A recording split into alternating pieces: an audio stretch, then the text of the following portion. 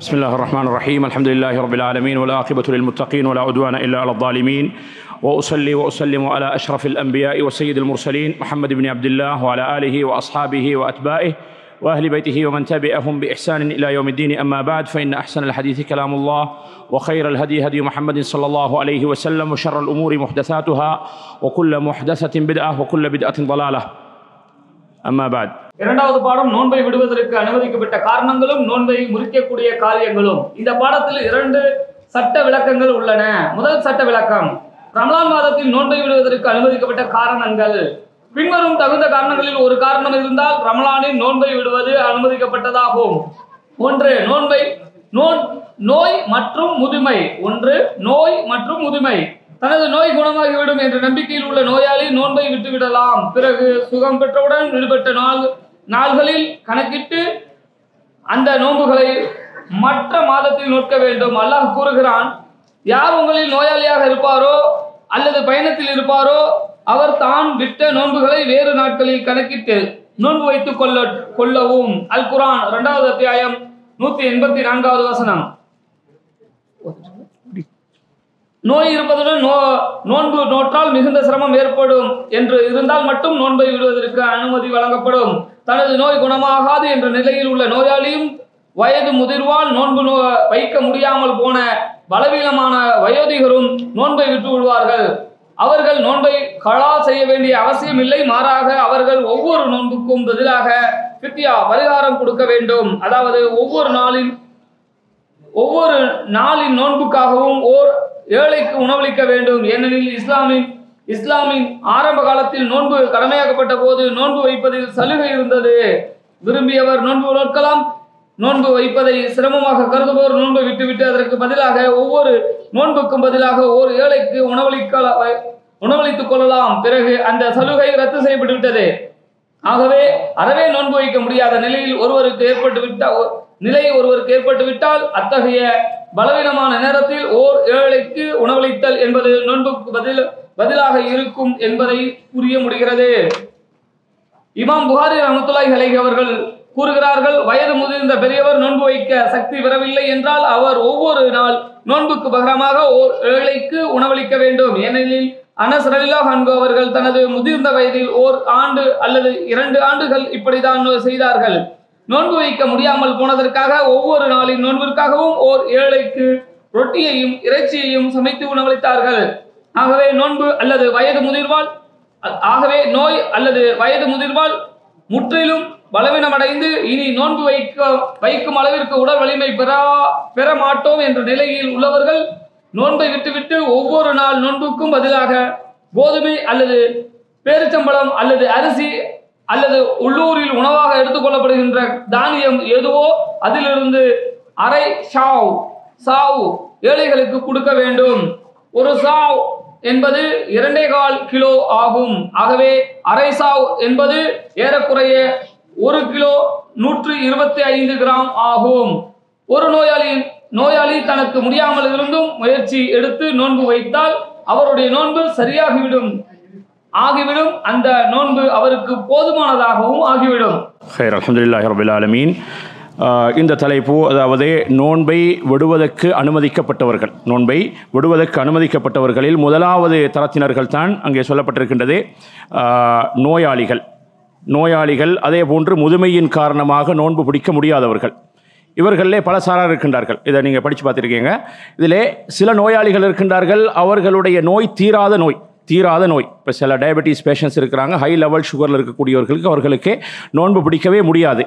இன்னும் சில நோயாளிகள் இருக்கின்றார்கள், அவர்களுக்கு வைத்தியருடைய ஆலோசனைப்படி அவர்களுக்கு நோன்பு பிடிக்க முடியாது. தீராத நோயினால் பீடிக்கப்பட்டவர்களுக்கு நோன்பு கடமை கிடையாது. அதற்கு பதிலாக அவர்கள் என்ன செய்வார்கள், ஒரு ஏழைக்கு ஒரு நாளைக்கு உணவளிப்பார். அந்த உணவளிக்கக்கூடிய முறையை பொறுத்தவரையில் இங்கே விளக்கமாக சொல்லப்படாவிட்டாலும் என்ன செய்கிறது, அதாவது உதாரணமாக வயது முதிர்ந்த ஒரு தாய் தந்தை இருக்கின்றார்கள் வீட்டிலே, அவர்களுக்கு நோன்பு பிடிக்க முடியாது என்பது ஏற்கனவே முடிவாகிவிட்டது என்று சொன்னால், அந்த ரமலான் மாதத்துடைய 29 அல்லது 30 நாட்களுக்குரிய உணவை அப்படியே தயார்படுத்தி ஒரே நாளையிலே ஒரு 30 ஏழைகளுக்கு உணவாக கொடுத்து விடவும் முடியும். அல்லது அதை பிரித்து 5 நாட்களுக்கு 5 பேர்களுக்கு ஒரு 6 நாட்களுக்கு கொடுக்கலாம், 6 பேருக்கு 5 நாட்களை கொடுக்கலாம். அது சஹர் உணவாக இருக்கலாம், இஃப்தாருடைய உணவாக இருக்கலாம். ஏதாவது ஒரு முறையிலே ஒரு ஏழைக்கு ஒரு வேளை உணவு என்ற அடிப்படையில் அந்த 30 நாட்களுக்கும் உரிய அந்த உணவை கொடுத்து விட வேண்டும். இது தீராத நோயிலே இருக்கக்கூடியவர்கள். இன்னும் சிலர் இருக்கின்றார்கள், அவர்களுடைய நோய் தற்காலிகமான நோய். அப்போ உதாரணமாக ஒருத்தர் நோன்பு வைத்திருக்கின்றார், அவருக்கு இடையிலே ஒரு நோய் ஏற்படுகின்றது, ஒரு ஆபரேஷன் காரணமாக அல்லது ஏதாவது ஒரு திடீர் ஒரு நோய் ஏற்பட்டு விடுகின்றது என்று சொன்னால் அவர் அந்த விடுபட்ட நாட்களை கணக்கு வைத்தே கலா செய்து கொள்ள வேண்டும். அவருடைய நோய் தீர்ந்துவிடும். டெம்பரரியான ஒரு நோயாளியாக இருக்கிறார் என்று சொன்னால் அவர் அந்த நோன்பை பிடித்து வருகின்றார். 10 நாள் நோன்பு பிடித்ததற்கு பின்னால் ஒரு வாரத்துக்கு அவருக்கு நோன்பு பிடிக்க முடியாத நிலை ஏற்படுகின்றது என்று சொன்னால் அந்த நோன்பை அவருக்கு கைவிடுவதற்கு அனுமதி இருக்கின்றது. அதற்கு பின்னால் ரமதான் கழிந்ததற்கு பின்னால் அந்த நோன்பை அவர் கலா செய்து கொள்ள வேண்டும். இதே 2வது தரத்திலே உள்ளவர். இன்னும் சில நோயாளிகள் இருக்கின்றார்கள், அவர்களுக்கே ஒரு சில நாட்கள் நோன்பு பிடிக்கலாம். இப்போ சில தீராத நோய்களிலே சில நோயாளிகள் இருக்கிறாங்க, அவங்களுக்கு ஒரு நாள் விட்டு ஒரு நாள் நோன்பு பிடிக்கலாம், தொடர்ந்து பிடிக்க முடியாது. இப்படியான நோயாளிகளாக இருந்தால் அவருக்கு விடுபடக்கூடிய நாளுக்கு ஒரு ஏழைக்கு உணவும் பிடிக்கக்கூடிய நாள் அவருடைய நோன்பாகவும் செல்லும். உதாரணமாக ரமதானில் 15 நாட்கள் நோன்பு பிடிக்கின்றார், 15 நாள் நோன்பு பிடிக்க முடியாது. இவர் தீராத நோயாளியாக இருக்கிறாரு, அந்த நோயை சுமந்து கொண்டு ஒரு 15 நாட்களுக்கு நோன்பு பிடிக்கிறார் என்றிருந்தால் அந்த 15 நாளுடைய நோன்பும் செல்லும். அதே நேரத்திலே விடுபட்ட அந்த 15 நாட்களுக்காக வேண்டி அவர் என்ன செய்ய வேண்டும், ஒரு ஏழைக்கு ஒரு நாள் என்ற அடிப்படையில் உணவளிக்க வேண்டும். அந்த உணவை பொறுத்தவரையில் அதை அரிசாக கொடுத்து விடலாம் அல்லது சமைத்தே அதாவது உணவாகவும் கொடுத்து விடலாம். அந்த நாங்கள் சாதாரணமாக ஹஜ்ஜி பெருநாளைக்கான ஜக்காத்துல் ஃபித்ர் கொடுக்குறோம் அல்லவா, ஜக்காத்துல் ஃபித்ர் சுமாராக 2.5 கிலோ, இங்கே 3 கிலோவாக அதை அறிமுகப்படுத்தி இருக்கிறாங்க. அதில் பாதி அரை சாவு என்று சொன்னால் இங்கே கணக்கு போட்டிருக்கிறாங்க 2.5 கிலோவில் இருந்து அல்லது 2.25 கிலோவில் இருந்து அதனுடைய பாதி. அப்போ 1 கிலோவும் 125 கிராம் அளவிலான அந்த அரிசை அவர் என்ன செய்வது, ஒரு ஏழைக்கு உணவாக கொடுத்து விட்டால் அவர் அந்த குற்ற பரிகாரத்தை நிறைவு செய்தவராக, அந்த நோன்பை விட்டதற்கான பரிகாரத்தை அவர் நிறைவேற்றினவராக கருதப்படுகின்றார். இது 1வது தரத்திலே உள்ளவர். அப்போ நோய் அல்லது முதுமையின் காரணமாக நோன்பு விடுவதற்கு குர்ஆனிலே நேரடியாக அல்லாஹ் தஆலா அனுமதி வழங்கி இருக்கின்றான். ஃபமன் கான மின்கும் மரீதன் அவ் அலா சஃபரின் ஃபஇத்தத்தும் மின் அய்யாமின் உஹர். 2வது பயணம். நோன்பை விடுவதற்கு அனுமதி உள்ள காரணங்களில் ஒன்று பயணமாகும். ஒருவர் ரமலானில் பயணம் செய்தால் நோன்பை விட்டுவிட்டு வேறு நாட்களில் அந்த நோன்பை கலா செய்து கொள்ளலாம். அல்லாஹ் கூறுகிறான், யார் உங்களில் நோயாளியாக இருப்பாரோ அல்லது பயணத்தில் இருப்பாரோ அவர் தான் விட்ட நோன்புகளை வேறு நாட்களில் கணக்கிட்டு நோன்பு வைத்துக் கொள்ளட்டும். அல் குர்ஆன் 2வது அத்தியாயம் 184வது வசனம். ஆகவே உங்களில் எவர் அம்மாதத்தை அடைகிறாரோ அவர் அதில் நோன்பு நோக்கட்டும். ஆனால் அக்காலத்தில் உங்களில் யாராவது நோயாளியாகவோ அல்லது பிரயாணத்திலோ இருந்தால் ரமலான் அல்லாத மற்ற நாட்களில் விட்டு போன நாட்களில் நோன்பை கணக்கிட்டு நோற்று விடவும். அல் குர்ஆன் 2வது அத்தியாயம் 185வது வசனம். பயணத்தில் நோன்பு வைப்பதை பற்றி நபி ஸல்லல்லாஹு அலைஹி வஸல்லம் அவர்களிடம் ஒருவர் நபி ஸல்லல்லாஹு அலைஹி வஸல்லம் அவர்களிடம் கேட்டார்கள். அதற்கு நபி ஸல்லல்லாஹு அலைஹி வஸல்லம் அவர்கள் கூறினார்கள், நீர் விரும்பினால் நோட்பீராக, நீர் விரும்பினால் நோன்பை விட்டுவிடுவீராக. நபி ஸல்லல்லாஹு அலைஹி வஸல்லம் அவர்கள் ரமலான் மாதத்தின் தம்முடன் முஸ்லிம்கள் 10,000 பேரை அழைத்து கொண்டு மக்காவை வெற்றி கொள்வதற்காக மதீனாவிலிருந்து மக்கா நோக்கி புறப்பட்டார்கள். இது நபி ஸல்லல்லாஹு அலைஹி வஸல்லம் அவர்கள் மதீனாவிற்கு ஹிஜ்ரத் செய்து வருகை தந்ததிலிருந்து 8 ஆண்டுகள் 6 மாதங்கள் முடிந்த போது நடைபெற்றது.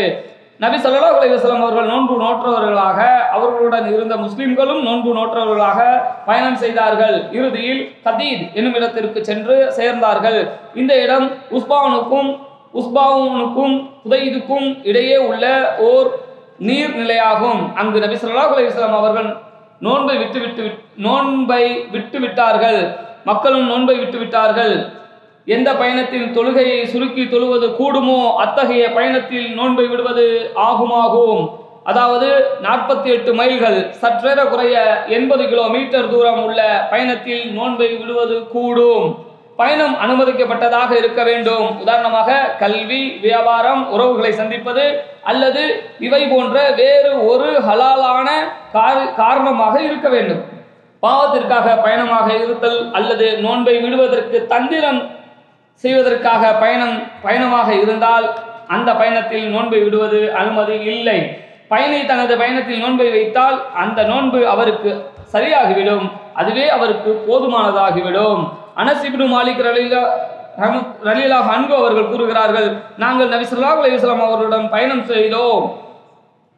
செய்வோம். நோன்பு வைக்காத நபரை நோன்பாளி குறை கூற மாட்டார், அவ்வாறே நோன்பாளியை நோன்பு வைக்காதவர் குறை கூற மாட்டார். ஆனால் நோன்பு வைப்பது யாருக்கு மிகுந்த சிரமத்தை கொடுக்குமோ அல்லது தீங்கை ஏற்படுத்துமோ அவர் பயணத்தில் நோன்பை விடுவதுதான் அவருக்கு மிக சிறந்ததாகும். இந்த நேரத்தில் அவர் தனக்குள்ள சலுகையை பயன்படுத்துவதுதான் ஏற்றதாகும். ஒரு சமயத்தில் ரசூலுல்லாஹி ஸல்லல்லாஹு அலைஹி வஸல்லம் அவர்கள் பயணத்தில் இருந்தார்கள். அப்போது மக்கள் கூட்டத்தையும் ஒருவர் நிழலில் வைக்கப்பட்டிருப்பதையும் பார்த்து இவருக்கு என்ன ஆனது என்று கேட்டார்கள். இவர் நோன்பாளி என்று மக்கள் கூறினார்கள். பயணத்தில் நோன்பு வைப்பது நன்மைகளில் உள்ளதல்ல என்று ரசூலுல்லாஹி ஸல்லல்லாஹு அலைஹி வஸல்லம் அவர்கள் கூறினார்கள். இரண்டாவது அம்சம், நோன்பை விடுவதற்கே அனுமதிக்கப்பட்ட காரியங்களில் இரண்டாவது அம்சம் பயணம். அதையும் குர்ஆனிலே அல்லாஹு தஆலா தெளிவாக சொல்லியிருக்கிறான். ஃபமன் கான மின்கும் மரீதன் அவ் அலா சஃபர், உங்களில் யார் நோயாளியாக இருக்கின்றாரோ அல்லது பயணத்தில் இருக்கின்றாரோ ஃபஇத்தத்தும் மின் ஐயாமின் உஹர், அந்த நோன்பை அவர் விட்டுவிட்டு அந்த விடுபட்ட நாட்களை கணக்கு வைத்து பின்னால் கலா செய்து கொள்ள வேண்டும் என்று தெளிவாக அல்லாஹு தஆலா நோன்புடைய சட்டம் பற்றி பேசக்கூடிய நேரத்தில் சொல்லுகின்றான். ஆகவே இந்த பயணியை பொறுத்தவரையில் பயணத்திலே பல தரப்பட்டவர்கள் இருக்கின்றார்கள். இதிலே சுருக்கமாக சொல்லியிருக்கிறார்கள். பயணத்திலே சில பயணிகள் இருக்கின்றார்கள், அவர்களுக்கு அந்த பயணத்திலே நோன்பு வைப்பதே சற்று சிரமம். பயணம் என்று சொன்னாலே கித்அத்தும் மினல் அதாப், நபியர்கள் சொன்னார்கள் அஸ்ஸஃபரு கித்அத்தும் மினல் அதாப், பயணம் என்பது வேதனையில் ஒரு பகுதி என்று சொன்னார்கள். ஆகவே பயணம் என்பதிலே சிரமம் இருக்கின்றது. எவ்வளோ சொகுசான வாகனங்களில் நாங்கள் பயணித்தாலும் பயணத்துக்கென ஒரு சிரமம் இருக்கின்றது, ஒரு மன உளைச்சல் இருக்கின்றது. ஆகவே இந்த சிரமம் இருக்கின்றது. ஆனால் அவருக்கு அந்த பயணத்தினால கஷ்டம் சிரமம் இருக்கின்றது, அதனால் எந்த தீங்கும் வருவதில்லை.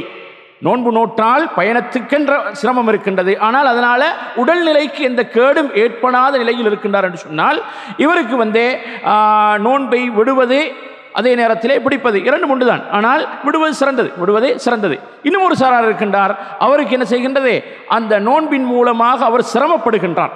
உடல்நிலைக்கு அவருக்கே பயணத்துடைய சிரமத்துடன் சேர்ந்தே அவருக்கு உடல்நிலைக்கும் சிரமம் ஏற்படும், ஏதாவது நோய்வாய்ப்பட்டு விடுவார் என்ற அச்சம் இருந்தால் இவர் பயணத்திலே நோன்பு நோக்கக்கூடாது. மூன்றாவது சிலர்கள் இருக்கின்றார்கள், அவர்களுக்கு பயணத்தில் நோன்பு பிடிப்பது இலகுவானது, அதை பின்னால் கலா செய்வது சிரமமானது. இல்லைங்களா? இல்லை, இதாக முக்கியமான பாயிண்ட். நோன்பை நான் இந்த கடமையை ரமலானிலே நான் பிடித்து தீர்த்து விட்டேன் என்று சொன்னால் எனக்கு சேஃப்டி. இதில் நான் விடுபட்டது என்று சொன்னால் என்னுடைய பின்னால் இருக்கக்கூடிய ஜோலிகளின் காரணமாக இந்த நோன்பை கலா செய்ய முடியாமல் போய்விடுமோ என்று அஞ்சுகின்றார். பின்னால் கலா செய்வது அவருக்கு சிரமம். இப்படிப்பட்ட ஒரு நபரை பொறுத்தவரையில் அவர் அந்த பயணத்திலே நோன்பை பிடித்து அந்த கடமையை அவர் நிறைவு செய்து கொள்வது சிறந்தது. ஏன்னா அவர் விடுபட்டால் பின்னால் பிடிப்பது அவருக்கே சிரமமாக போய்விடுமோ என்று பயப்படுகின்றார். ஆனால் இவருக்கு எந்த சிரமமும் இல்லை, பயணத்தில் நோன்பு பிடிப்பதில் எந்த சிரமமும் இல்லை. ரமலானில் ஆளோட ஆளாக சேர்ந்து நோன்பு பிடிக்கலாம். ஆனால் ரமலான் முடிந்ததுக்கு பின்னால், அப்படி சில பேர் இருக்குல்லவா, ரமலான் முடிந்ததுக்கு பின்னால் தனியாக நோன்பு பிடிக்கிறது கொஞ்சம் அவருக்கு சிரமம் நினைக்கின்றார். இவர் அந்த நோன்பை பயணத்திலே பிடிப்பதே நல்லது. அதே போன்று இன்னும் சில சாரார் இருக்கின்றார்கள், பயணத்திலே இவரே நோன்பை விட்டால் அந்த பயணத்துடைய நோக்கத்தை இவருக்கு சரியாக நிறைவேற்றலாம். உதாரணமாக புனித போருக்காக பயணம் செய்திருக்கின்றார். இப்போ ஜிஹாதில் நோன்புடன் ஜிஹாத் செய்யலாமா? முடியாது. நபி அவர்கள் மக்கா வெற்றியுடைய நேரத்திலே நோன்பை என்ன செய்தார்கள்? முறித்து கொண்டார்கள். அதே போன்றுதான் எங்களுக்கு அடிக்கடி வரக்கூடிய ஒரு கேள்வி, ரமலானுடைய காலத்திலே உம்ரா செய்யக்கூடியவர்கள், ரமலானுடைய காலத்திலே உம்ரா பயணத்துக்காக செல்லக்கூடியவர்கள், அவர்கள் பயணத்திலே இருக்கின்றார்கள், அவர்களுக்கு நோன்பு கடமை இல்லை, பயணிக்கு நோன்பு கடமை இல்லை. ஆகவே இவர் சாப்பிட்டு குடிச்சு நல்ல தெம்போட ஸ்ட்ராங்காக இருந்தால் இவருக்கு நல்ல முறையில் தவாஃபை சையை முறையாக செய்யலாம் என்று தோன்றுகின்றது. இவருடைய நிலையிலே இவர் நோன்பை விடுவதுதான் சிறந்தது. நோன்பை பிடித்துக்கொண்டு அற தூக்கத்தில் அப்படி என்ன செய்யறது, அசதியோட அவசரமாக போய் தவாஃப செய்ய இவ்வளோ நீண்ட பயணத்தை மேற்கொண்டு சென்றே அதாவது ஓட்டமும் நடையுமாக அந்த தவாஃப் செய்ய செஞ்சுட்டு உம்ராவை முடிச்சுட்டு வர்றதை விட கொஞ்சம் நல்ல ஒரு மனோநிலையில் உற்சாகமாக இவருக்கு அதாவது தவாஃபை செய்யை செய்யலாம் என்று இவருக்கு தோன்றுகின்றது. ஆனால் நோன்புடன் செய்ய முடியாதுன்னு சொன்னால் நோன்பை முறித்துவிட்டு செய்வதே சிறந்தது. அல்லது அந்த உம்ராவை அவர் பிற்படுத்தி இரவு நேரத்தில் இஃப்தாருக்கு பின்னால் செய்து கொள்ளலாம். இது அடிக்கடி வரக்கூடிய ஒரு பிரச்சனை. சில பேர் நினைக்கிறாங்க போன கையோட மக்காவுக்கு போய் சேர்ந்த வேகத்திலேயே உம்ராவை செய்து முடிச்சிடணும். இன்னும் சில பேர் நினைக்கிறாங்க, சோர்களே இங்கே தலைப்பில் சொல்லித்தான் ஆக வேண்டும், இன்னும் சில பேர் நினைக்கிறாங்க ரமலானில் ஒரு உம்ரா என்று சொன்னால் நோன்பாளியாக இருந்து கொண்டு அந்த உம்ராவை செய்ய வேண்டும் என்று. இல்லை, ரமலான் என்று சொன்னால் பிறை தென்பட்டதில் இருந்து ஷவ்வால் பிறை தென்படும் வரைக்கும் உள்ள அந்த நேரத்தில், அது இரவுலையா இருக்கலாம், பகல் நேரத்தில் இருக்கலாம், நோன்பாளியாக இருக்கலாம், நோன்பு திறந்த நேரத்தில் இருக்கலாம், எந்த நேரத்திலேயாவது அந்த உம்ராவை செய்தால் ஹஜ்ஜுடைய நன்மை பின்னால் வரும், அல்லது நபியுடன் ஹஜ் செய்த நன்மை அவருக்கு கிடைக்கும். ஆகவே முக்கியமாக விளங்கணும், பயணத்திலே அவருடைய நோக்கம், அவர் சென்ற அந்த நோக்கத்தை சரிவர நிறைவேற்ற முடியாது நோன்பாளியாக இருந்து கொண்டே.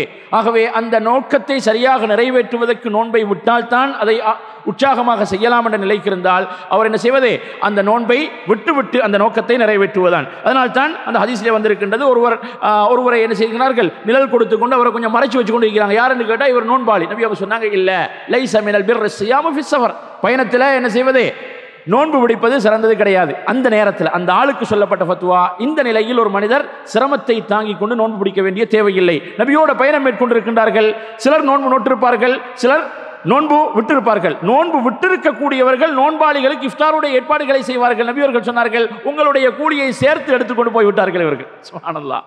நோன்பு திறந்திருக்கக்கூடியவர்கள் உங்களுடைய கூலியையும், அதாவது உங்களுக்கு கூலியில் எந்த குறையும் கிடையாது, நீங்கள் பிடித்த நோன்பை போன்ற ஒரு பகுதி அவர்களுக்கு நன்மை கிடைத்து விட்டது உங்களுடைய இஃப்தார் ஏற்பாட்டை செய்து. இதுதான் மார்க்கம், இப்படித்தான் பேலன்ஸ் பண்ணி இருக்கின்றது. ஆகவே பின்னால் வரும் பெண்கள் மாதவிடாய் காலத்திலே அவர்கள் கணவனுக்கு பிள்ளை குட்டிகளுக்கு இந்த இஃப்தாருடைய ஏற்பாடுகளை செய்கின்றார்கள் என்று சொன்னால், அந்த நல்ல எண்ணத்திலே சலிப்பு இன்றி சோர்வு இன்றி அதை செய்கின்றார்கள் என்றால் நிச்சயமாக அவர்களுக்கு அந்த நோன்பு நோட்டு நன்மையிலே ஒரு பகுதி கிடைக்குமா இல்லையா? நிச்சயமாக கிடைக்கும். இதுதான் இஸ்லாமிய மார்க்கம் சோர்களே. இந்த விதத்தில் தான் நாங்கள் மார்க்கத்தை விளங்க வேண்டும். ஆகவே இந்த நிலையில் இருக்கக்கூடிய பயணிகளில் பல கேட்டகரிஸ் இருக்கிறாங்க. அவருடைய நிலையை பொறுத்தே அவர் முடிவு செய்து கொள்ள வேண்டியதான். மொத்தத்திலே பயணிக்கு நோன்பு கடமை இல்லை, நோன்பு கடமை இல்லை. அவர் நோன்பை விட்டால் அந்த நோன்பை அவர் என்ன செய்து கொள்ள வேண்டும், கணக்கு வைத்தே கலா செய்து கொள்ள வேண்டும். பயணியை பொறுத்தவரையில் அவர் நோன்பை எப்போ விடலாம் என்றதையும் விளங்கணும். உதாரணமாக பயணத்துக்காக வீட்டில் தயாராக இருக்கிறார், இவர் வீட்டில் இருந்தே நோன்பை முடித்துக்கொண்டு பயணத்தை ஆரம்பிக்கலாமா? சஹருடைய நேரத்தில் பயணத்தை ஆரம்பிக்கிறார், முடியாது. ஊரெல்லையை அவர் தாண்ட வேண்டும், அங்கே சொல்லப்படவில்லை. ஊரெல்லையை தாண்டினால்தான் அவர் பயணியாக கருதப்படுவார். எப்பொழுது அவர் பயணியாக கருதப்படுவாரோ, எப்போ அவருக்கு கசர் ஜம்மு பயணத்துடைய சலுகைகள் அவருக்கு அனுமதிக்கப்படுகின்றதோ அந்த நேரத்தில் இருந்து தான் அவருக்கு நோன்பை விடலாம். அப்போ பயணம் என்று சொன்னால் அங்கே சொல்லப்பட்டதே சுமாராக 80 கிலோமீட்டர் தொலை தூரத்தில் உள்ள ஒரு பயணம். உலக வளமையில் நாங்கள் பயணம் என்று சொல்லுகின்றோமே, அந்த பயணத்தை மேற்கொள்ளக்கூடியவர் அது ஹலாலான பயணமாக இருக்க வேண்டும். அதெல்லாம் அங்கே விளக்கம் சொல்லப்பட்டு தேவையில்லை. நோன்பை விடுவதற்காக வேண்டிய பயணம் அல்ல. பயணம் போகிறாரு, நோன்பை விடுறாரு. நோன்பை விடுவதற்காக வேண்டி ஒரு பயணத்தை அவராக ஏற்பாடு செய்து போகிறார் என்று சொன்னால் அதே மார்க்கத்தில் என்ன செய்கிறது, அவருக்கு நோன்பு விடலாம். ஆனாலும் அதற்காக ஒரு தந்திரமான முறையில் ஒரு பயணத்தை ஏற்பாடு செய்கின்றார் என்று சொன்னால் அவருக்கு நோன்பை விட முடியாது என்று தான் அறிஞர்களே சிலர் சொல்லியிருக்கிறார்கள். ஆகவே ஊரெல்லையை தாண்டினால்தான் அவருடைய பயணம் ஆரம்பமாகும். அதே நேரத்தில் பயணத்தில் அவர் நோன்பை விட்டு வந்திருக்கிறார். இப்போ உம்ராவிலிருந்து வரக்கூடிய நேரத்தில் நோன்பு பிடிக்காம வந்திருக்கிறாரே, ஊருக்குள்ளே வரக்கூடிய நேரத்தில் மக்ரிபுடைய நேரம் ஆகவில்லை, அவர் அப்படியே வந்துடுவார். அவருக்கு நோன்பு கடமை இல்லாத நிலையில் வந்திருக்காரு. ஆனால் பயணத்தில் இவரே நோன்பாளியாக வந்திருக்கிறாரே, ஊருக்குள்ளே வந்து இவருக்கு நோன்பு விடலாமா? முடியாது.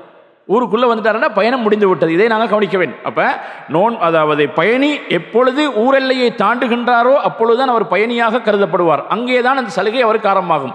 அதே போன்று பயணத்தை முடித்துக்கொண்டு ஊருக்குள்ளே வந்து விட்டார் என்று சொன்னால் அவருடைய அந்த சலுகை நீங்கிவிடும். மூன்றாவது, மாதவிடாய் இன்னும் பிரசவ உதிரப்போக்கு. எந்த பெண்ணுக்கு ரமலான் மாதத்தில் மாதவிடாய் அல்லது பிரசவ உதிரப்போக்கு ஏற்பட்டு விட்டதோ அவள் கண்டிப்பாக நோன்பை விட்டுவிட வேண்டும்.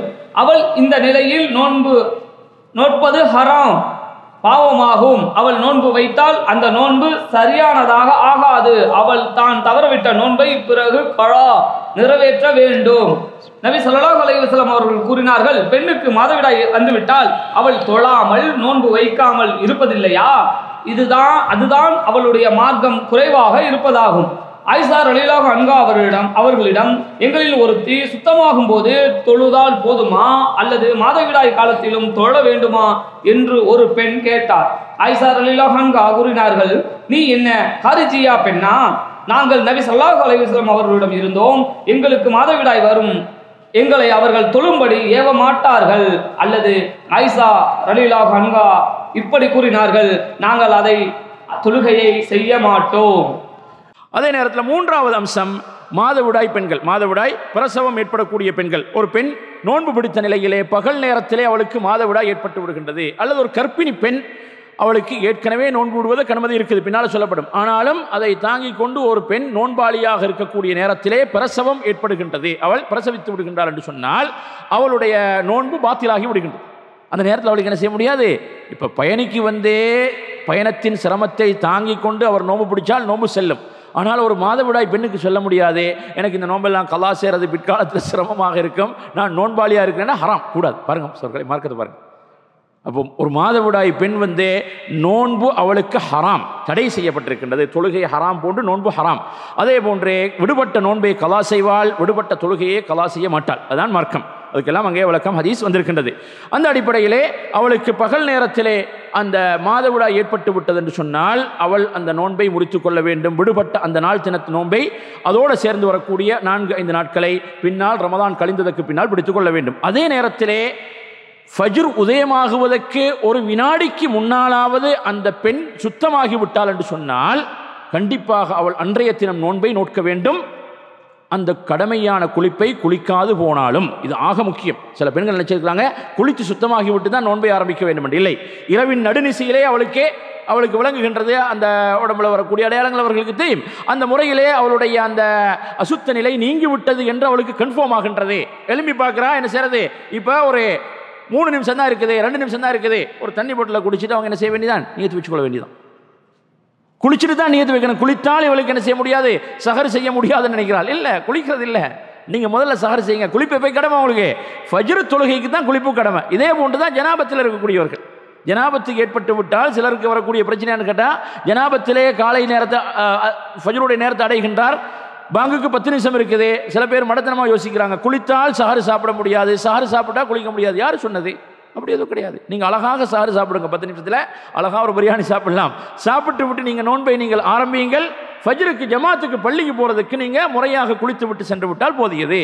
ஆகவே அந்த மாதவிடாய் பெண் பிரசவத்தில் இருக்கக்கூடிய பெண்ணுக்கு அவளுக்கு நோன்பு கடமை கிடையாது. பிடித்தால் அது செல்லுபடியாகவும் மாட்டாது.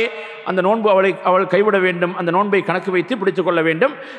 அதனால் தான் அந்த பெண்கள் மார்க்கத்திலே குறைந்தவர்களாக ஹதீஸில் வந்திருக்கின்றதா இல்லை, ஆண்களை விடவும் மார்க்கத்திலே குறைந்தவர்களாக இருக்கின்றார்கள். மாதவிடாய் காலத்திலே அவளுக்கு நோன்பு விடுபடுகின்றது, தொழுகை விடுபடுகின்றது. அதே போன்று ஆயிஷா நாயகி ரலியல்லாஹு தஆலா அன்ஹா அவர்களிடத்தில் ஒரு பெண் கேட்ட சம்பவத்தையும் அங்கே சொல்லியிருக்கின்றார்கள். அப்போ ஹாரிஜியாக்கள், மார்க்கத்தில் இருந்து வெளியேறியவர்களுடைய கொள்கை தான். அவங்க என்ன செய்வாங்க, மார்க்கத்தில் எல்லை மீறி இருப்பார்கள். எங்களை விடவும் அதிகமாக நோன்பு நோட்பார்கள், எங்களை விடவும் அழகாக நீண்ட நேரம் தொழுவார்கள். ஆனால் மார்க்கத்திலே இருந்து வேகமாக வெளியேறி விடுவார்கள். ஹவாரிஜிகள், முஅ்தஸிலாக்கள் அவர்களுடைய நிலைப்பாடு தான் எந்த நிலைப்பாடு, மாதவிடாயில் இருக்கக்கூடிய நேரத்திலையும் தொழுவதாண்டு கேட்ட நேரத்தில் ஆயிஷா ரலியல்லாஹு தஆலா அன்ஹா அவர்கள் அதை கண்டித்தார்கள். அதாவது கர்ப்பம் தரித்திருப்பது, குழந்தைக்கு பால் ஊட்டுவது. ஒரு பெண் கர்ப்பம் தரித்திருந்து நோன்பை வைத்தால் தனக்கு அல்லது தனது குழந்தைக்கு ஆபத்து ஏற்படும் என்று பயந்தால் அவள் நோன்பை விட்டுவிடலாம். அவ்வாறே குழந்தைக்கு பால் கொடுக்கின்ற பெண் தான் நோன்பு வைப்பதால் குழந்தைக்கு பால் கொடுப்பது சிரமமாகிவிடும் என்று பயந்தால் அவள் நோன்பு வைத்துவிட்டு பால் கொடுக்காமல் இருந்தால் குழந்தைக்கு சிரமமாகிவிடும் என்று பயந்தால் அவள் நோன்பை விட்டு விடுவது கூடும். இமாம் இப்னு மாஜா ரஹ்மத்துல்லாஹி அலைஹி அவர்கள் அறிவிக்கின்ற ஒரு அறிவிப்பில் வருவதாவது, அப்துல்லாஹ் இப்னு கஃப் ரலியல்லாஹு அன்ஹு குடும்பத்தை சார்ந்த அலி இப்னு முஹம்மது ரலியல்லாஹு அன்ஹு கூறுகிறார்கள், ரசூலுல்லாஹி ஸல்லல்லாஹு அலைஹி வஸல்லம் அவர்களுடைய வீரர்கள் எங்கள் மீது போர் தொடுத்தார்கள். தொடர்ந்து அவர் கூறினார், ரசூலுல்லாஹி ஸல்லல்லாஹு அலைஹி வஸல்லம் அவர்கள் சாப்பிட்டுக் கொண்டிருந்த போது நான் அவர்களிடம் வந்தேன். நபி ஸல்லல்லாஹு அலைஹி வஸல்லம் அவர்கள் அருகில் வா, சாப்பிடு என்று என்னிடம் கூறினார்கள். நான் நோன்பாளி என்று கூறினேன். அவர்கள் கூறினார்கள், உட்காரு, நோன்பை பற்றி நான் உனக்கு கூறுகின்றேன். நிச்சயமாக அல்லாஹ் பயணிக்கும் தொழுகையில் பாதியை தளர்த்தி விட்டான். இன்னும் பயணிக்கும் கர்ப்பிணிக்கும் பாலூட்டுகின்ற பெண்ணிற்கும் நோன்பை தளர்த்தி விட்டான். கர்ப்பம் தரித்த பெண் அல்லது பாலூட்டுகின்ற பெண் தனது உயிருக்கு பயந்து நோன்பை விட்டிருந்தால் அவ்விருவருக்கும் நோன்பை கலா செய்தால் மட்டும் போதும். குழந்தையின் உயிருக்கு பயந்து நோன்பை விட்டிருந்தால் நோன்பை கலாவும் செய்ய வேண்டும். அத்துடன் சித்தியா பரிகாரமும் கொடுக்க வேண்டும். பாலூட்டுகின்ற பெண் தான் நோன்பு வைப்பதால் தனது பால்குடி குழந்தைக்கு பாதிப்பு ஏற்படும் என்று பயந்தால், கர்ப்பம் தரித்துள்ள பெண் வயிற்றில் உள்ள தனது சிசுவிற்கு பாதிப்பு ஏற்படும் என்று பயந்தால் அவ்விருவரும் நோன்பை விட்டுவிடுவார்கள். பிறகு அந்த நோன்புகளை கலா செய்வதுடன் ஒவ்வொரு நாளின் நோன்புக்காகவும் ஓர் ஏழைக்கு உணவளிப்பார்கள். இப்னு அப்பாஸ் ரலியல்லாஹு அன்ஹு கூறுகிறார்கள், கர்ப்பிணிக்கும் பாலூட்டுபவர்களுக்கும் தங்கள் குழந்தைகள் மீது பயத்தால் அவ்விருவரும் நோன்பை விட்டு விடுவார்கள், உணவளிப்பார்கள். மேற்கூறப்பட்ட சட்டங்கள் சுருக்கமாவது நோன்பை விடுவதை ஆகுமாகக்கூடிய காரணங்கள் 4 ஆகும். பயணம், நோய், மாதவிடாய், பிரசவ உதிரப்போக்கு, கர்ப்பிணி மற்றும் பாலூட்டுகின்ற பெண்கள். விஷயத்தில் கூறப்பட்டதை போன்று தங்கள் உயிர்கள் மீதோ அல்லது குழந்தைகள் மீதோ பயம் ஆபத்தை ஏற்படுத்துதல். நான்காவது, நோன்பை விடுவதற்கு அனுமதி வழங்கப்பட்டவர்களே நான்காவது சாரார் தான் கற்பம் தரித்திருக்கக்கூடிய பெண்களும் பால் ஊட்டக்கூடிய தாய்மார்கள், பால் கொடுக்கக்கூடிய தாய்மார்களும். இவர்களுக்கும் என்ன செய்வது? அந்த நோன்புடன் அவர்களுக்கே தன்னுடைய குழந்தைகளுக்கு பால் கொடுக்க முடியாது என்று பயப்படுகின்றார்கள். அல்லது கற்பமுற்றிருக்கக்கூடிய ஒரு பெண்ணுக்கு வைத்தியர் ஆலோசனை சொல்லியிருக்கின்றார், நீங்கள் நோன்பு நோற்றால் உங்களுடைய வயிற்றில் இருக்கக்கூடிய சிசுவுக்கு அது ஆபத்தாக இருக்கும், அல்லது உங்களுடைய உடல்நிலைக்கு அது கேடு ஏற்படுத்தும் என்றே நம்பகரமான ஒரு வைத்தியருடைய ஆலோசனை இருந்தால் அவர்களுக்கு நோன்பை விடலாம். மாத்திரமல்ல, விடுவது கட்டாயம். ஏன்? வலா துல்கூ பிஐதீக்கும் இலா தஹ்லுகா, உங்களுடைய கரங்களை நாசத்தின் பக்கம் நீங்கள் போட்டு விடாதீர்கள், தனக்குத்தானே நாசத்தை ஏற்படுத்தி விடக்கூடாது. அந்த அடிப்படையிலே அவர்கள் அந்த நோன்பை கண்டிப்பாக விட்டாக வேண்டும். அப்ப தன்னுடைய குழந்தைக்கோ அல்லது தனக்கோ அதனால் நோன்பினால் ஆபத்து சிரமம் ஏற்படும் என்று ஒரு பெண் கருதினால் அந்த நோன்பை அவளுக்கு விட்டுவிடலாம். இது ஆக முக்கியமான சட்ட சோர்களே. இதிலே சொல்லப்பட்ட இந்த நோன்பை விட்டால் அவர்கள் என்ன செய்ய வேண்டும் என்று சொல்லப்பட்ட விளக்கத்திலே ஒரு சிறிய மாற்றம் இருக்கின்றது, அதை திருத்திக் கொள்ள வேண்டும்.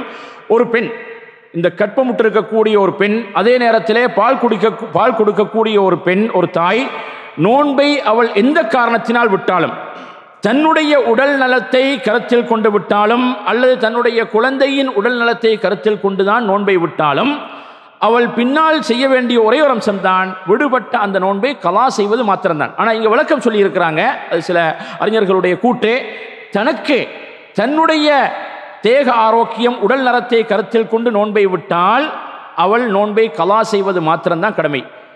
பிள்ளைக்காக, குழந்தைக்காக அவள் நோன்பை விட்டிருந்தால் கலா செய்வதுடன் ஒரு ஏழைக்கு உணவு அளிக்க வேண்டும் என்று ஒரு சட்டம் சொல்லியிருக்கிறாங்க. இது பெரும்பாலான அறிஞர்களுடைய கூற்றுக்கு மாற்றமானது, அதை நீங்கள் திருத்திக் கொள்ள வேண்டும். ஏனால் அட் அ டைம், ஒரே நேரத்தில் நோன்பை கலா செய்வதும் அதற்கான பரிகாரமான உணவளிப்பதும் என்பது ரெண்டும் ஒரே நேரத்தில் வர முடியாது.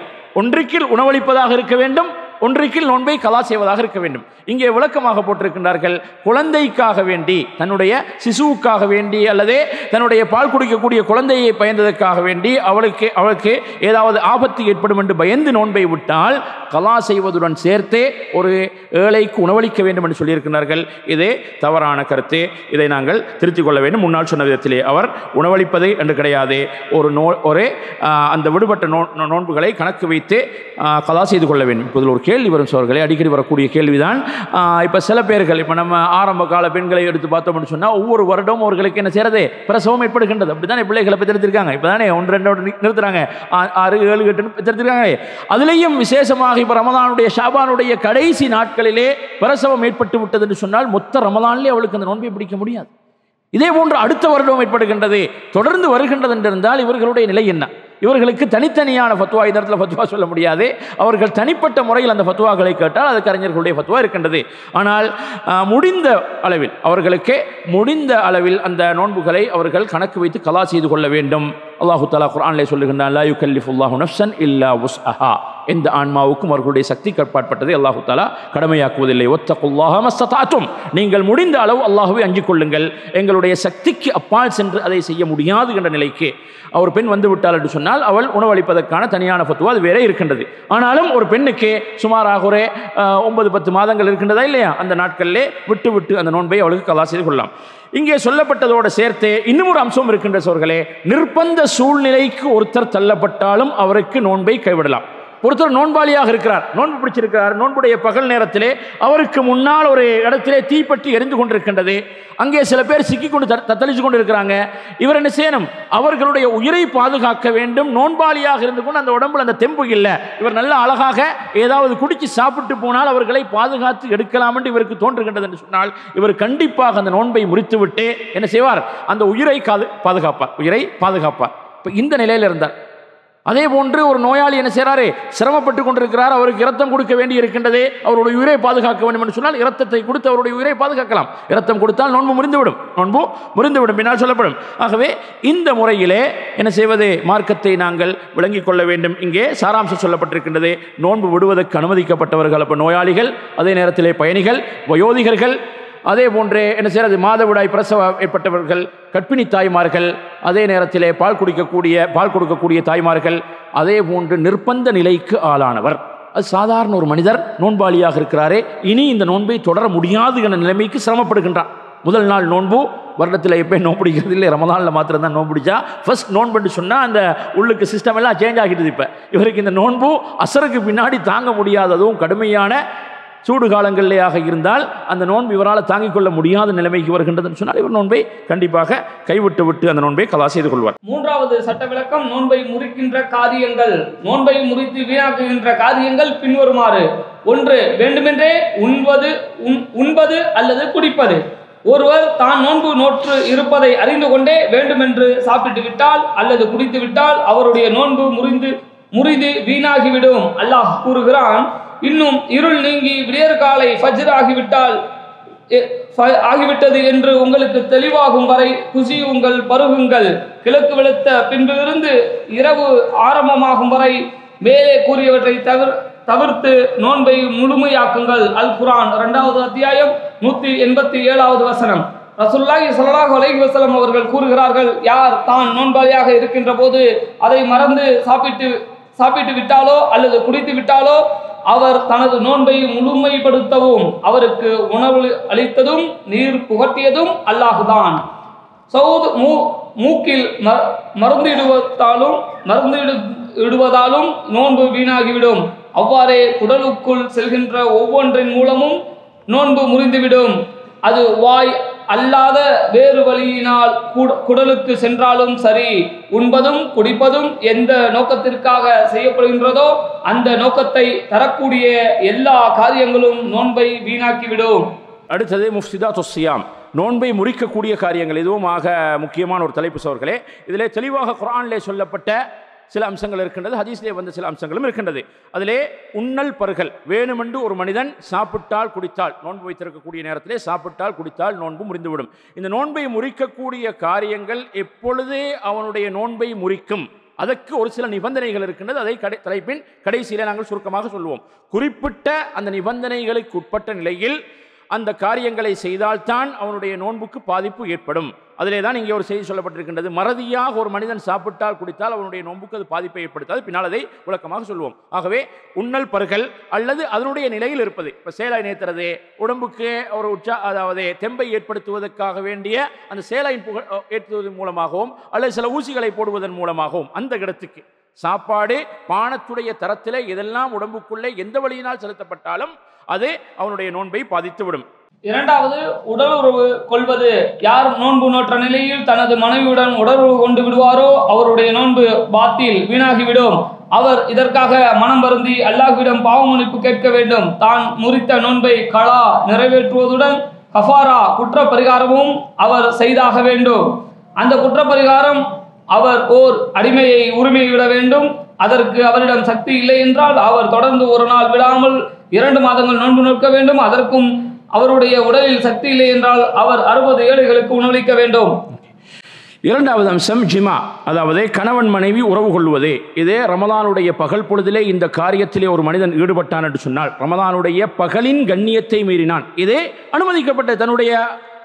அனுமதிக்கப்பட்ட ஹலாலான மனைவியுடன் உறவு கொள்வது அவனுக்கு அனுமதிக்கப்பட்டது. ஆனால் அவன் அந்த காரியத்தில் ஈடுபட்ட நேரம் தவறு. ரமலானின் பகல் பொழுதிலே, ஆரம்ப காலத்தில் ரமலான் முழுக்க என்ன செய்ய முடியாது, மனைமார்களோடு உறவு கொள்ள முடியாது என்ற சட்டம் இருந்தது. அதுக்கு பின்னால் குர்ஆன் வசனத்தை இறக்குகிறான், வஹில்ல லக்கும் லைலத்தஸ் ஸியாமி ரஃபது இலா நிசாஇக்கும். ரமலானுடைய நோன்பின் இரவு நேரங்களிலே உங்களுக்கு மனைமார்களுடன் உறவு கொள்வது ஹலாலாக்கப்பட்டு விட்டது என்ற சட்டத்தை அல்லாஹ் தஆலா நீக்கினான், மனிதர்களுடைய பலவீனத்தை கருத்தில் கொண்டு.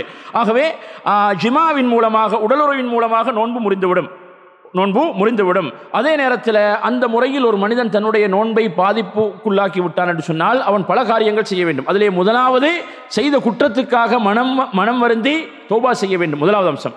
இரண்டாவது, அந்த நோன்பை அவன் என்ன செய்ய வேண்டும், நோன்பாளியாக பாசாங்கு செய்து நோன்பாக தொடர வேண்டும். உதாரணமாக பகலில் இவருக்கு இந்த காரியத்தில் இவர் ஈடுபட்டு விட்டார் என்று சொன்னால் என்ன செய்யறது, மாலை நேரத்தில் அழகாக இவர் ஸ்நாக்ஸ் சாப்பிட்டு டீ குடிச்சிட்டு அப்படியே இருக்க முடியாது, ஏனைய காரியங்களை செய்ய முடியாது. அந்த காரியத்தில் ஈடுபட்டு இவர் நோன்பை பாத்திலாக்கி விட்டார் என்று சொன்னால் மனம் வருந்தி தௌபா செய்ய வேண்டும்.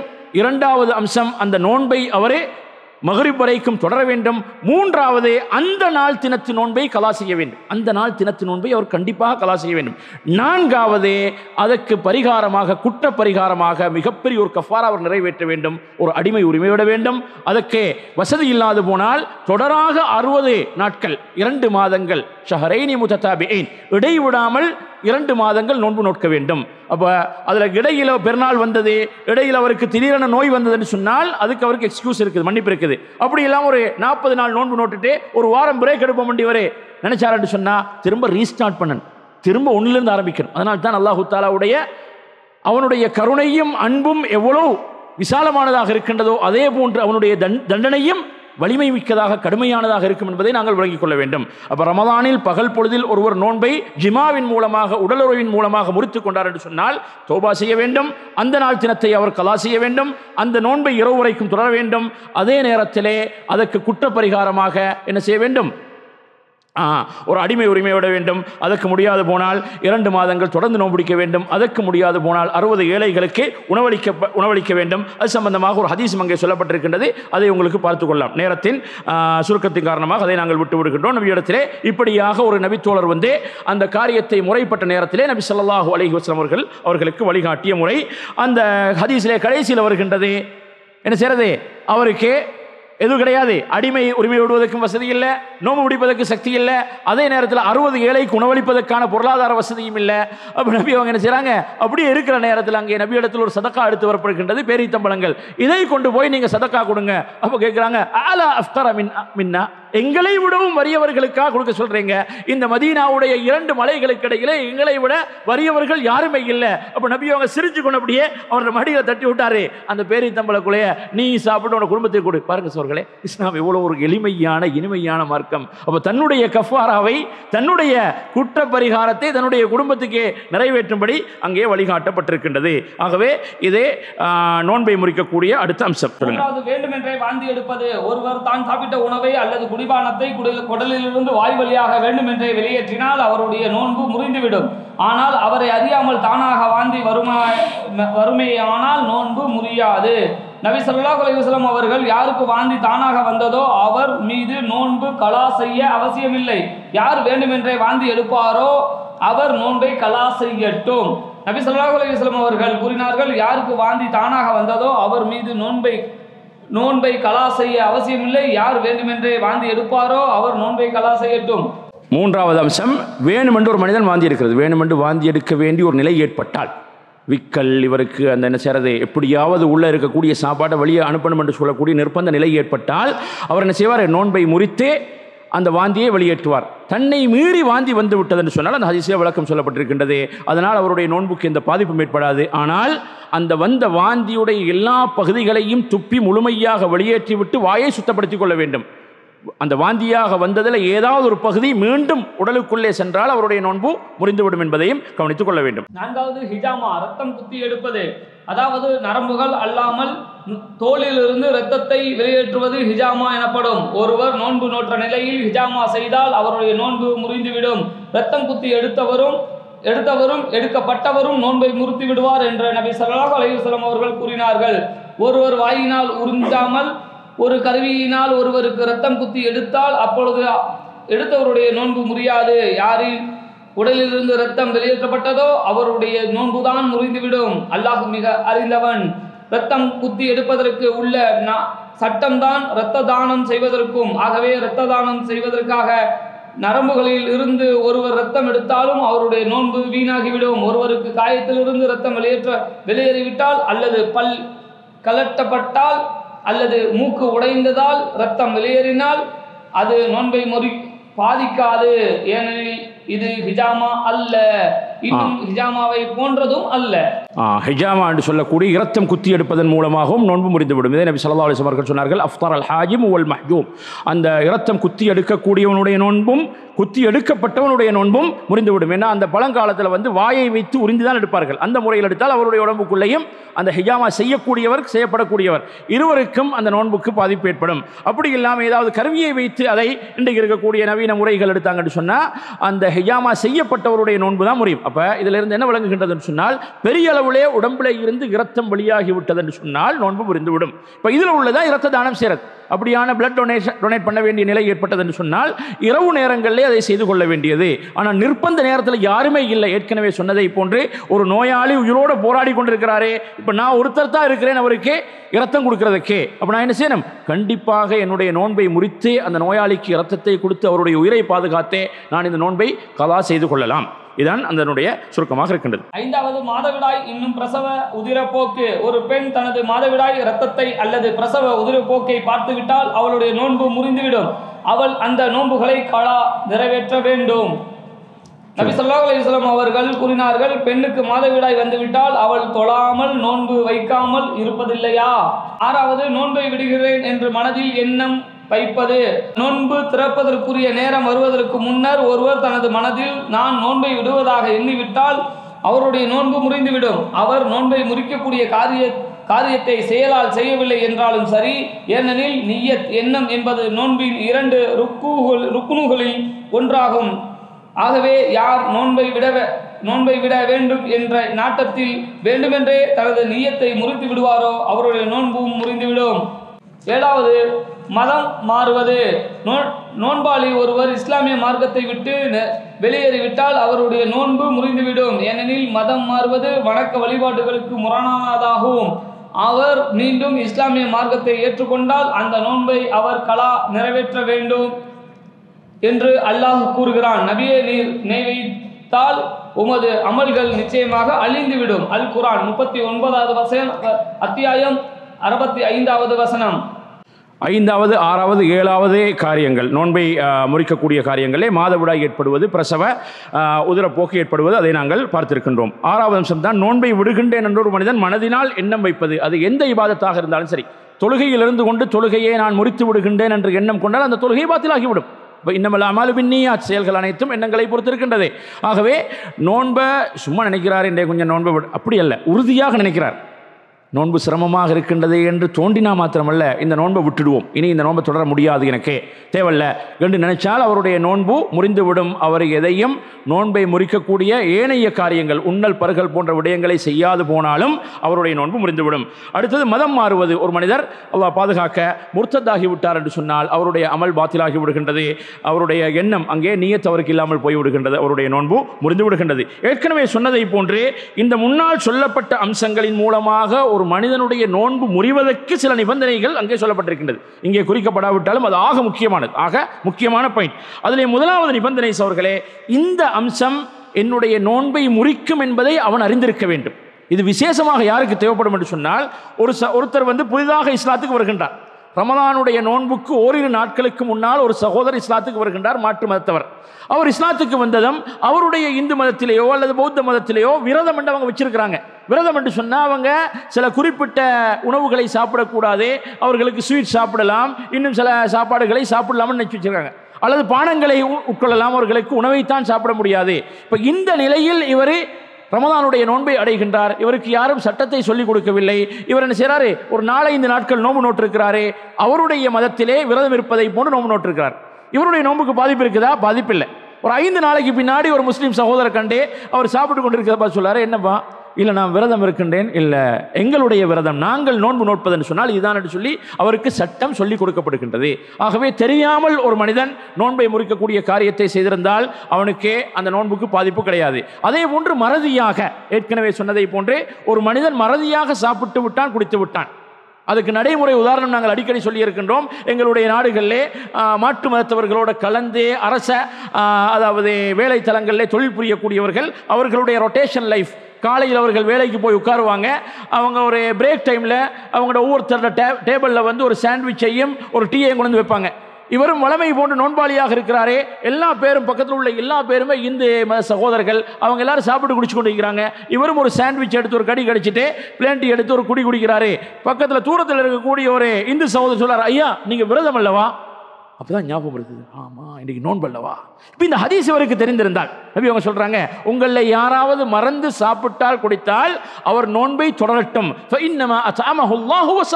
அவருக்கு சாப்பாட்டையும் பானத்தையும் கொடுத்தவன் அல்லாஹ், அல்லாஹுடைய பிளஸிங், கிஃப்ட். அது இப்போ இந்த ஹதீஸ் இவருக்கு தெரியாட்டி ஆஹா உள்ள போய்விட்டதல்லவா, நோன்பு முறிந்து விட்டது என்று சொல்லி இவர் என்ன செய்றாரு, மீண்டும் ஒரு கடியும் ஒரு குடியும் குடிச்சாருன்னு சொன்னால் நோன்பு முறிஞ்சிடும். பாருங்க சோர்களே, இப்போ ஃபிக்ஹுடைய உலகத்தை பாருங்க. இந்த ஹதீஸை வழங்கினதுனால, இந்த பாடத்தை படித்ததுனால இந்த நிலை எங்களுக்கு ஏற்பட்டால் நாங்கள் மனசை திருப்திப்படுத்திக் கொள்ள வேண்டும். அல்லாஹுடைய கிஃப்ட் எனக்கு கிடைச்சது, ஆகவே என்னுடைய நோன்புக்கு எந்த பாதிப்பும் இல்லை. மறதியாக செய்தால் அந்த நோன்பு முறிய மாட்டாது, மறதியாக செய்தால் முறிய மாட்டாது. மூன்றாவது, பலாத்காரமாக அந்த காரியம் செய்தால், ஒருத்தர் ஒரு மாற்று மதத்தை துப்பாக்கியை காட்டி சொல்றான், நீ நோன்பை விடுன்னு சொன்னால் அவர் என்ன செய்வார்? நிர்பந்தமான நிலை, உயிரோடு போராடக்கூடிய நிலை. ஆகவே நிர்பந்தத்துக்கு உயிரை பாதுகாத்துக் கொள்வதற்காகவே நீ நோன்பை விடுகின்றார்.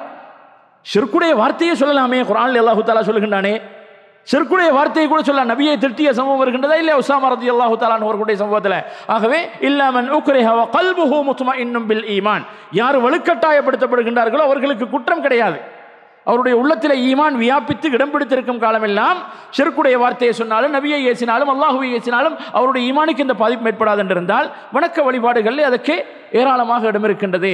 தன்னுடைய உயிரை பாதுகாத்துக் கொள்வதற்காக வேண்டி கொஞ்சம் ஒரு 2 மில்லி குடிச்சார், ஒரு 10 மில்லி குடிச்சாரு, அதோட விட்டுட்டு போயிடும். அவனுடைய நோக்கம் என்ன? உன்னை நோம்பு முறிக்கணும். என்னுடைய மார்க்கம் சொல்லுகின்றது, இதனால் என்னுடைய நோன்புக்கு எந்த பாதிப்பும் ஏற்பட மாட்டாது. ஆகவே இந்த நிபந்தனைகளுக்கு உட்பட்ட நிலை, இந்த நிபந்தனைகளோடு இந்த நோன்பை முறிக்கக்கூடிய காரியங்களை செய்தால்தான் அந்த நோன்பு முறியும். இல்லாது போனால் அந்த நோன்புக்கு பாதிப்பு ஏற்பட மாட்டாது. மூன்றாவது பாடம், நோன்பில் விரும்பத்தக்க காரியங்களும் வெறுக்கப்பட்ட காரியங்களும். இந்த பாடத்தில் 2 சட்ட விளக்கங்கள் உள்ளன. முதலாவது சட்ட விளக்கம், நோன்பில் விரும்பத்தக்க காரியங்கள். நோன்பாளி நோன்பிருக்கும் போது பின்வரும் காரியங்களை பேணுவது விரும்பத்தக்கதும் சிறப்பானதும் ஆகும். அவை: 1. அதிகாலை விடுவதற்கு சற்று முன்பு இரவில் இறுதி பகுதியில் நோன்பிருப்பதற்காக ஏதும் உணவு உட்கொள்வது முஸ்தஹப், விரும்பத்தக்கதாகும். அதாவது நோன்புடைய முஸ்தஹப்பாத், நோன்பிலே சுன்னத்தான காரியங்கள், விரும்பத்தக்க காரியங்கள் அனைத்தையும் ஒன்றாக இணைத்து சொல்லியிருக்கின்றார்கள். இதிலே முதலாவது சட்ட விளக்கம், நோன்பின் விரும்பத்தக்க காரியங்களிலே முதலாவது அம்சம் சஹர் செய்து கொள்வது. அப்போ சஹர் செய்வதே யூத கிறிஸ்தவர்களுக்கு மாற்றம் செய்தார். முந்தைய வேதக்காரர்கள் சஹர் செய்ய மாட்டார்கள், நீங்கள் சஹர் செய்யுங்கள், யூதர்களுக்கு நீங்கள் மாற்றம் செய்யுங்கள். அதே போன்று சஹருடைய உணவை நீங்கள் உட்கொள்ளுங்கள், அதிலே பரக்கத் இருக்கின்றது. அந்த தலைப்பிலே நிறைய அறிஞர்கள் பேசியிருக்காங்க. சஹருடைய அந்த நேரத்தில் ஏற்படக்கூடிய பரக்கத் என்று சொன்னால் என்ன? இரவின் பிந்திய பகுதியிலே எழுந்திருந்தே தொழக்கூடிய பாக்கியம் கிடைக்கின்றது, அது ஒரு பரக்கத். அதே போன்றே வபில் அஸ்ஹாரிஹும் யஸ்தக்ஃபிரூன், மூமின்களிலே உண்மையான இறை விசுவாசிகள் சஹர் நேரத்தில் இஸ்திக்ஃபார் செய்வார்கள். அப்போ ஆரம்ப நேரத்திலே சாப்பிட்டு விட்டு தூங்குவதை விடவும் பிந்திய நேரத்திலே நாங்கள் எழுந்திருந்து அந்த சஹருடைய உணவை உட்கொண்டோம் என்று சொன்னால் இஸ்திக்ஃபார் செய்யக்கூடிய பாக்கியம் கிடைக்கின்றது. அதைவிட மேலாக ஃபஜ்ருடைய ஜமாத்துக்கு ஒரு உத்தரவாதம் இருக்குதா இல்லையா? ஃபஜ்ருடைய ஜமாத்துக்கு ஒரு உத்தரவாதம் இருக்கின்றது. இந்த எல்லா பரக்கத்தும் சஹருடைய உணவுல இருக்கின்றது. அதே நேரத்தில் சஹருடைய உணவை தாமதப்படுத்தி சாப்பிடுவதும், நபியோட சஹர் செய்துவிட்டு ஃபஜ்ர் தொழுகைக்காக எழுந்திருக்கின்றார்கள், 50-60 வசனங்கள் ஓதக்கூடிய அந்த இடைவெளி நேரம் தான் இருக்கின்றது. சஹருடைய உணவுக்கும் ஃபஜ்ருடைய தொழுகைக்கும் 50-60 வசனங்கள் ஓதக்கூடிய இடைவெளி தான் இருந்திருக்கின்றது. அப்ப ஆக பிந்திய பகுதியிலே ஃபஜ்ருடைய பாங்கு நெருங்கும் வரைக்கும் உள்ள நேரம் வரைக்கும் சஹரை பிற்படுத்துவதே சுன்னத்தான காரியமாக இருக்கின்றது. அதே போன்று என்ன செய்வது? இஃப்தார் செய்யக்கூடிய நேரத்தை அவர்கள் அவசரப்படுத்திக் கொள்வது, பாங்குடன் இஃப்தார் செய்வது, பாங்குடனே பாங்கு சொல்வதோடு இஃப்தார் செய்வது. சில பேர் நினைக்கிறாங்க, பாங்கு சொல்லி முடிச்சு பாங்குக்கு பதில் சொல்லி பாங்குடைய துவா எல்லாம் ஓதினதுக்கு பின்னாடி இஃப்தார் செய்ய வேண்டும் நினைக்கிறாங்க. இல்லை, அப்படி கிடையாது. பாங்கு சொல்றதோட அல்லாஹு அக்பர் அல்லாஹு அக்பர், நம்பகரமான முஅத்தின் தான் டைமை பார்த்து சரியாக நேரத்தை பார்த்து பாங்கு சொல்வார்னு சொன்னால் அதோட நாங்கள் பிஸ்மில்லா பாங்குக்கு பதில் சொல்றதோடு எங்களுக்கு என்ன செய்யலாம்? இஃப்தாரை செய்து கொள்ளலாம். அதே போன்றே நோன்பு திறக்கக்கூடிய நேரத்திலே நபி ஸல்லல்லாஹு அலைஹி வஸல்லம் அவர்கள் கனிந்த மென்மையான பேரீத்தம்பழங்களின் மூலமாக நோன்பு திறந்திருக்கின்றார்கள். அது கிடைக்காத பொழுது காய்ந்த ஈத்தப்பழங்களின் மூலமாக நோன்பு திறந்திருக்கிறார்கள். அதுவும் கிடைக்காத பொழுது சில மிடர் தண்ணீர்களை எடுத்து நோன்பு திறந்திருக்கின்றார்கள். அப்போ தொழுகைக்கு செல்வதற்கு முன்னால் நபி அவர்கள் இஃப்தாரை லேசாக முடிச்சுட்டு பள்ளிக்கு போயிட்டு வந்துட்டு இஃப்தாருள்ள பாக்கி உள்ளதை நபி ஸல்லல்லாஹு அலைஹி வஸல்லம் செய்து கொள்வார்கள். அதே போன்று 5வது அம்சம் நோன்பாளியுடைய துஆ. இதில் சில பேர் வழங்கியிருக்கிறாங்க, நோன்பு திறக்கக்கூடிய நேரத்தில் கேட்கக்கூடிய துஆவும் ஏற்றுக்கொள்ளப்படும். அப்படி ஹதீஸில் வரல. ஹதீஸில் வந்திருக்கின்றது நோன்பாளியுடைய துஆண்டு பொதுவாகத்தான் வந்திருக்கின்றது. நபி ஸல்லல்லாஹு அலைஹி வஸல்லம் அவர்கள் சொல்லுகின்றார்கள், 3 பேருடைய துஆக்கள் தட்டப்பட மாட்டாது. நேர்மையான நீதியான அரசன், அதே போன்று ஒரு நோன்பாளி நோன்பு திறக்கும் வரைக்கும், நோன்பு ஆரம்பித்ததில் இருந்து முழு நேரமும் துஆ அங்கீகரிக்கப்படக்கூடிய நேரம். சில பேர் கடைசி நேரத்தில் மாத்திரம் வந்துட்டு அழுது துஆ கேட்கிறது, இது முறையல்ல. இதுவும் அதுக்குள்ள நேரம் தான், ஆனால் முழு நாளுமே அந்த நோன்பாளியுடைய துஆ ஏற்றுக்கொள்ளப்படும். அதே போன்று அநியாயம் செய்யப்பட்டவனுடைய துஆவை அல்லாஹ்விடத்தில் எந்த திரைகளுமின்றி சென்று அல்லாஹ்வை சென்றடையும் என்று ஹதீஸ் வந்திருக்கின்றது. ஆகவே இதெல்லாம் நோன்பிலே வலியுறுத்தப்பட்ட சுன்னத்தான அம்சங்கள். அதே போன்று அதிகமாக தர்மம் செய்வது. நோன்பு பிடித்திருக்கக்கூடிய நேரத்திலே நபி ஸல்லல்லாஹு அலைஹி வஸல்லம் அவர்கள் என்ன செய்வார்கள்? அதிகமாக தர்மம் செய்வார்கள். வேகமாக வீசக்கூடிய காட்டை விட அதிகமாக நபி அவர்கள் தர்மம் செய்வார்கள். கேட்டதையெல்லாம் கொடுத்து விடுவார்கள். அப்போ ஜிப்ரீல் அலைஹிஸ்ஸலாத்து வஸ்ஸலாம் அவர்கள் ரமலானுடைய நாட்களிலே இரவு நேரங்களிலே ஜிப்ரீல் அலைஹிஸ்ஸலாம் அவர்கள் அந்த வருடத்திலே இறங்கப்பெற்ற குர்ஆன் வசனங்களை நபியோடு வந்து ஒத்திகை செய்து ஓதி பார்ப்பார்கள். நபிக்கு ஓதி காட்டுவார்கள், நபி அவர்கள் மீட்டி ஓதி காட்டுவார்கள். இந்த நேரத்திலே நபி அவர்கள் மிகவும் ஒரு நல்ல திறந்த மனப்பான்மையுடன் அதிகமாக தர்மம் செய்யக்கூடியவர்களாக இருந்திருக்கின்றார்கள். அதே போன்று ரமலானுடைய நாட்களிலே இரவு வணக்கங்களில் ஈடுபடுவது. நபி ஸல்லல்லாஹு அலைஹி வஸல்லம் அவர்கள் அந்த இரவு வணக்கத்தை வலியுறுத்தி இருக்கின்றார்கள். ரமலானுடைய இரவுலே ஈமானுடன் நன்மையை நாடி ஒரு மனிதன் நின்று வணங்கினால் அவனுடைய முன் சென்ற சிறுபாவங்கள் மன்னிக்கப்படும் என்ற ஹதீஸிலே வந்திருக்கின்றது. அதிலேயும் விசேஷமாக கடைசி பகுதியிலே, ரமலானுடைய கடைசி பகுதியிலே நபி அவர்கள் நீண்ட நேரம் இரவுலே முழுமையான பகுதியிலே நின்று வணங்கி இருக்கின்றார்கள். முழுமையான நேரங்களில் நின்று வணங்கி இருக்கின்றார்கள். அவர்கள் ரமலானுடைய கடைசி பகுதி வந்துவிட்டது என்று சொன்னால் ஷத்த மிஅஸரஹு, அவர்களுடைய வேஷ்டியை இறுக கட்டிக்கொள்வார்கள். வஅஹ்யா லைலஹு, அவர்களுடைய இரவை அவர்கள் ஹயாத்தாக்கி விடுவார்கள், உயிர்ப்பித்து விடுவார்கள். வஅய்கத அஹ்லஹு, குடும்பத்தை எழுப்பி விடுவார்கள். அப்போ குடும்பம் சகிதம் எல்லாருமாக சேர்ந்து வேஷ்டியை இறுக கட்டிக்கொள்வார்கள் என்று சொன்னால் அர்த்தம் என்ன? அவிழ்த்து விட மாட்டார்கள் என்று சொன்னால் மனைவிமார்களோடு உறவு கொள்ள மாட்டார்கள் அர்த்தம். மனைவிமார்களோட உறவு கொள்வதை கூட தவிர்த்துக் கொள்வார்கள், அல்லது உற்சாகத்தை எடுத்துக்கொள்வார்கள். அளவுக்கு அதிகமாக உற்சாகத்தை அந்த பிந்திய காலத்திலே நபி ஸல்லல்லாஹு அலைஹி வஸல்லம் அவர்கள் முன்பின் பாவங்கள் எல்லாம் மன்னிக்கப்பட்ட நபியுடைய நிலை இப்படி இருந்திருந்தால் நாங்கள் எந்த அளவு முயற்சி செய்ய வேண்டும் அந்த ரமலானுடைய கடைசி பகுதியிலே. அதே போன்று உம்ரா செய்வது நமக்கு தெரியும். நபியோட ஹஜ்ஜி செய்த நன்மை கிடைக்கின்றது. ரமலானிலே ஒரு மனிதன் ஒரு உம்ரா செய்து விட்டான் என்று சொன்னால் ஏற்கனவே சொன்னதை போன்று ரமலானிலே நோன்பாளியாக இருந்தாலும் சரி, இரவு நேரத்திலேயும் சரி, எந்த நேரத்திலே செய்தாலும் அந்த நன்மை கிடைக்கின்றது. ஆகவே ரமலானிலே மக்காவுக்கு சென்று ஒரு உம்ரா செய்து கொள்வதற்கும் அதுவும் சுன்னத்தான காரியமாக இருக்கின்றது. இரண்டாவது சட்ட விளக்கம், நோன்பில் வெறுக்கப்பட்ட காரியங்கள். ஒருவர் நோன்பு இருக்கும் போது அவர் பின்வருகின்ற காரியங்களை செய்வது மக்ரூஹ், வெறுக்கப்பட்டதாகும்.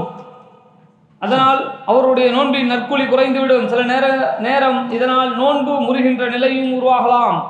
ஒன்று, ஒழுவில் வாயு கொப்பளிக்கும் பொழுது மூக்கில் தண்ணீர் செலுத்தி சுத்தம் செய்யும் பொழுதும் கவனமாக செய்ய வேண்டும். அப்படி செய்யாமல் அதிகமாக அன்னார்ந்து வாய் கொப்பளிப்பதும் மூக்கில் தண்ணீரை உறிஞ்சி சுத்தம் செய்வதும் மக்ரூஹ், வெறுக்கப்பட்டதாகும். இதனால் தண்ணீர் குடலுக்கு செல்ல வாய்ப்புள்ளது.